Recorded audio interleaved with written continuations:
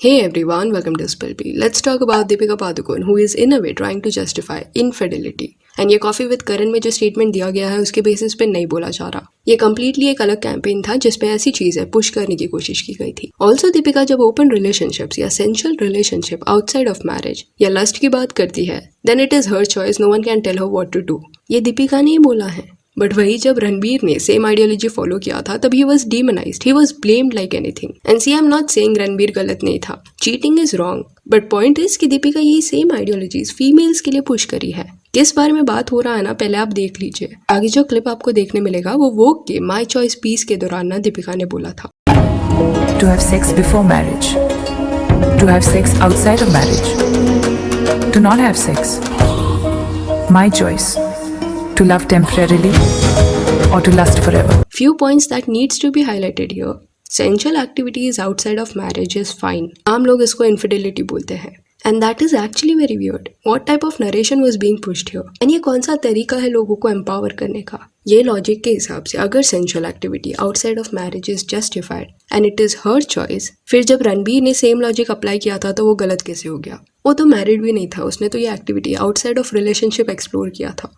But वो point पे according to Deepika that was wrong.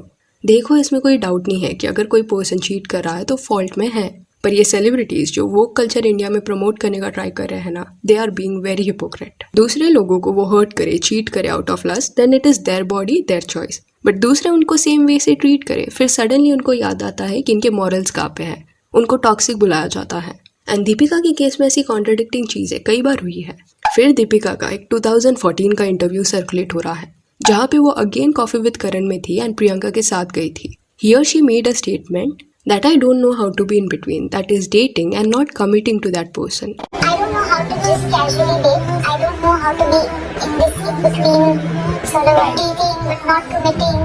ये दीपिका का स्टेटमेंट था जहाँ पे she was trying to imply कि अगर डेट करो एंड कमिट नहीं करे उस रिश्ते को, देन वो कंसेप्ट उसको समझ नहीं आता। पर cut to 2023, she is openly accepting कि रणवीर को वो डेट कर रही थी बट कमिट करने को रेडी नहीं थी। तो 2014 में वो झूठ क्यों बोल रही थी? अभी उसको डिफेंड करते हुए आप में से कुछ लोग बोल सकते हैं कि शायद 2014 में वो रणवीर को डेट नहीं करी थी, इस वजह से she gave this statement. But that is not the case. Ranveer Deepika ने जब अपना लव स्टोरी बताया उसके बाद ये क्लियर हो गया है कि 2012 को इन्होंने डेट करना शुरू किया था, फिर 2015 को उन्होंने छुपके से एंगेजमेंट कर लिया। एंड जब तक एंगेजमेंट नहीं हुआ था, रणवीर को लेके दीपिका श्योर नहीं थी, वो कमिट नहीं करना चाहती थी। विच मीन्स 2012, 13 एंड 14 ये सालों में वो ओपन रिलेशनशिप के कॉन्सेप्ट को एक्सप्लोर कर रही थी। तो अगर ऐसा था ना, देन इसका मतलब ये है कि ये इंटरव्यू जो प्रियंका के साथ वाला है ना 2014 का, उसमें she was lying. And now you may wonder कि why she would do that. इस टॉपिक को वो टच क्यों करेगी? तो यू हैव टू अंडरस्टैंड कि जब से रणबीर एंड दीपिका का ब्रेकअप हुआ ना, तब से दीपिका के पीआर ने बहुत ट्राई किया है to portray Ranbir Kapoor as a toxic boyfriend, as a problematic person, unfaithful and all that thing. तो उस एरा में देयर वाज नो चांस कि दीपिका एक्सेप्ट करती कि वो खुद एक सिचुएशनशिप वाले सिनेरियो में है, क्योंकि अगर वो बता देती तो ऑडियंस थोड़ी ना रणबीर को ब्लेम करती, उसको अकाउंटेबल थोड़ी ना होल्ड करती। Again let me repeat this कि what Ranbir did was wrong, cheating shouldn't be glorified, but problem here was कि उसकी गलती के लिए ना उसने रिपरकशंस फेस कर लिए थे। लेफ्ट राइट एंड सेंटर उसको ब्लेम किया जा रहा था।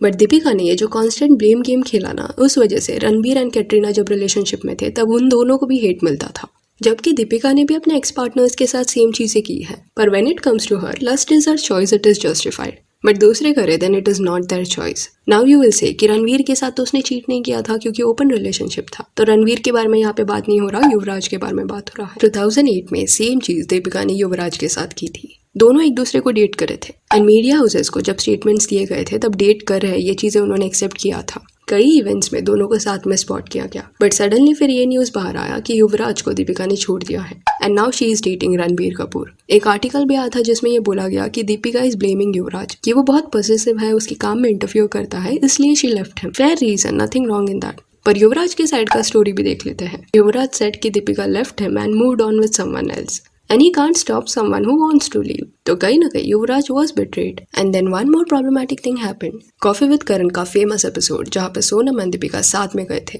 ओपनली उन्होंने रणबीर कपूर का मजाक उड़ाया, called him out for being unfaithful. Sonam said कि he is not a good boyfriend. Deepika said कि Ranbir should endorse CONDOM brand because वो पार्टनर्स चेंज करता है, ये मीनिंग था। And there is nothing wrong in calling out a person who has hurt you. पर सवाल यहाँ पे ये है कि क्या दीपिका के बारे में अगर उसके एक्स पार्टनर्स कुछ ऐसा बोलते तो क्या वो टॉलरेट करती? आई don't think so.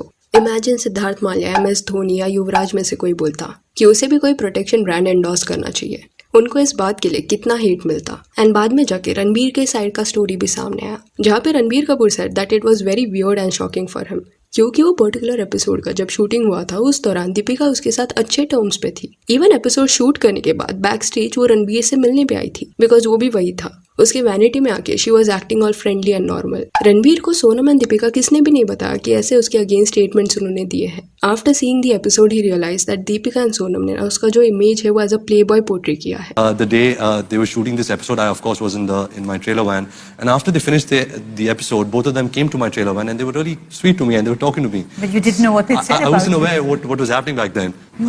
I still respect Deepika a lot. I had a beautiful relationship with her. She has some angst against me. I think it would have been more graceful of her if she could pick up the phone and speak to me about it rather than speak, on a public platform. And उस वक्त पे Ranbir was dating Katrina Kaif and down the line Ranbir realised कि दीपिका दो showcase कर रही है कि उसको कुछ प्रॉब्लम नहीं है, पर एक वेंजेंस वाला फीलिंग वो होल्ड कर रही है। इसी वजह से तमाशा फिल्म के प्रमोशन के दौरान अगर आपने नोटिस किया होगा कि दीपिका जब फ्रेंडली वे से एक्ट कर रही थी तो रणबीर के लिए वो ऑकवर्ड हो रहा था। And this is hypocritical. एक साइड पे भी प्रीच कि women shouldn't be SLUT shame for having ex boyfriends, and I completely stand by that. पर वही सेम लोग टीवी पे जाके एक आदमी को शेम करने के लिए रेडी है। व्हाट डज दिस मीन कि रणबीर को CONDOM एंडोर्स करना चाहिए? मीनिंग यहाँ पे यही होता है कि बिकॉज वो डिफरेंट लोगों के साथ रिलेशंस रखता है, इस वजह से उसको शेम करना चाहिए। अभी लस्ट इज माई चॉइस ये वाला स्पीच किधर गया? व्हाट इफ युवराज ने भी अलग अलग इंटरव्यूज में जाके दीपिका के बारे में ऐसे ही कुछ बोला होता, because he was also cheated. तो सेलेब्स जो है ना अपने कन्वीनियंस के हिसाब से ओपन माइंडेड रहते हैं, पर उनको किसने वैसे ही वैसे ट्रीट किया ना तो सडनली कॉन्जर्वेटिव मॉरल्स के बेसिस पे खुद को विक्टिमाइज करते हैं। और एक चीज ये है जो sensual activity outside of marriage का लॉजिक है ना, ये लॉजिक ना I don't think so court of law में होल्ड करेगा। In case your husband is loyal and you are exploring and कल जाके वो आपको चीट करते हुए पकड़ लेता है एंड फाइल्स फॉर डिवोर्स, तो कोर्ट में जाके ये आर्ग्यूमेंट आप दे नहीं सकते कि sensual activities outside of marriage is my choice. उसके ऊपर से गलती से आपने मेंटेनेंस चाहिए ये डिमांड भी रखा ना, तो आई डोंट थिंक सो वर्डिक्ट आपके फेवर में जाएगा based on your actions, because court में ऐसे वियर्ड माई चॉइस वाले लॉजिक्स नहीं चलते। एंड कहीं ना कहीं ये पूरे इक्वेशन में दीपिका एंड रणबीर के जो फैंस है वो एक दूसरे पे जो ब्लेम डालते हैं ना, वो गलत है, क्योंकि सिर्फ एक पर्सन की गलती नहीं है। पूरा नरेशन देखने के बाद दोनों की गलती लग रही है। At least Ranbir has taken some responsibility and accepted the fact कि उसने हर्ट किया है कुछ लोगों को, पर दीपिका ने ब्लेम गेम वाला कार्ड खेला है। इंटरनेट पे आई don't think so open relationship से लोगों को दिक्कत है। हाँ, कई लोग ये कंसेप्ट में बिलीव नहीं करते होंगे, इसके अगेंस्ट होंगे, पर ये चीज सबको पता है कि सेलेब्स का अपना लाइफ है, उनका खुद का लव स्टोरी है, वो अपने रिश्ते को कैसे हैंडल करते हैं वो उनका लुकआउट है। But after marriage when you say such things about your husband then that is obviously disrespectful and audience will have some kind of opinion. And इसी वजह से दीपिका इस बार इतनी ट्रोल हुई है। एंड एक बार ना खुद को पोजीशन में रख के देखो, imagine your partner narrating your love story कि कई साल पहले एक ओपन रिश्ता था तुम्हारा and he is telling your family members कि he wasn't sure about you. इस वजह से दूसरी लड़कियों को भी वो एक्सप्लोर कर रहा था। Will you like it? Though कई साल पहले you are okay with this situation वाला रिलेशनशिप, पर अगर आपका पार्टनर फैमिली फंक्शन में जाके ऐसा अनाउंस करेगा वो स्टोरी, देन मेजॉरिटी लोगों का पहला रिएक्शन गुस्सा ही होगा। एंड अगर आपने नोटिस किया होगा during the whole narration Deepika kept on saying कि I was not ready, I was not sure, I was dating others also. उसने एक बार भी ये नहीं बोला कि Ranveer was also dating other girls and exploring his options. क्यों नहीं बोला? बिकॉज ये सबकॉन्शियस रिएक्शन है। She won't tolerate that because वो डिसरिस्पेक्टफुल है। Hence she narrated the story in a particular way जहाँ पे उसने ऐसा दिखाया कि वो सुपीरियर पोजीशन पे थी। ऑल्सो कुछ दिन बाद आप नोटिस करोगे कि कैसे इंटरनेट पे पूरा नरेशन बदलने का ट्राई किया जाएगा, इसको पॉजिटिव स्टोरी में कन्वर्ट किया जाएगा। ऑलरेडी ये शुरू हो गया है, क्योंकि दीपिका की PR team has always been very aggressive in turning around stories and putting blame on others. वैसे भी कुछ पोस्ट ऐसे देखने मिले हैं जो सर्कुलेट होने लगे हैं जहाँ पे कुछ लॉजिक लगा के ये चीज को जस्टिफाई किया जा रहा है। वेस्ट का कल्चर ना बॉलीवुड सेलिब्रिटीज ने कई बार यहाँ पे पुश करने का ट्राई किया है, जबकि वेस्ट की सोसाइटी एक बड़े मेस में ऑलरेडी फंसी हुई है। पर इतने सालों से बॉलीवुड इंडस्ट्री ने हमेशा वेस्ट के कल्चर को सुपीरियर बताते हुए आगे डाला है। My choice, my body, I want to date multiple people, again my choice, one night stand when I am in a relationship, my choice. देखो बेसिक चीज है, no one is saying that is not your choice, it is your choice. Who is going to stop you? तुम्हें मजा आ रहा है गलत decision लेके mess create करने में, then of course it is your choice. But this culture will mentally affect you very much. Not having stability, having multiple partners is something that will drain you emotionally. And ये जो celebs है ना वो mental health के बारे में इतना बात करते हैं as if वो इतने ज़्यादा aware है उसके बारे में, तो उनको ये बेसिक चीज़ नहीं पता कि ये जो आइडियोलॉजीज है वो किसके मेंटल स्टेट को अफेक्ट करती है। इट इज समथिंग ना जिस पे रिसर्च भी हुआ है। Independent, strong, keeping your morals intact, ये सब साथ में एक फीमेल कैरी कर सकती है। And if you have that aura ना, no one will dare to disrespect you because they know कि you won't tolerate it. And ऐसे मैसेजेस भी सर्कुलेट किए जा सकते हैं पर उस पर फिल्में नहीं बनती। क्यों करे ये सब? उनके हिसाब से ये सब बोरिंग एंड लेम है। वेस्ट का culture is only cool. So yeah, that's it for this video. Do let me know कि दीपिका ये जो कॉन्ट्राडिक्टिंग स्टेटमेंट्स देते आई है इस पे आपका क्या कहना है। And if you want you can follow us on Instagram, जिसका लिंक आपको डिस्क्रिप्शन में मिल जाएगा। और ये वीडियो अच्छी लगी हो तो लाइक एंड शेयर करें और ऐसे और अपडेट्स के लिए चैनल को प्लीज़ सब्सक्राइब करें। Thank you.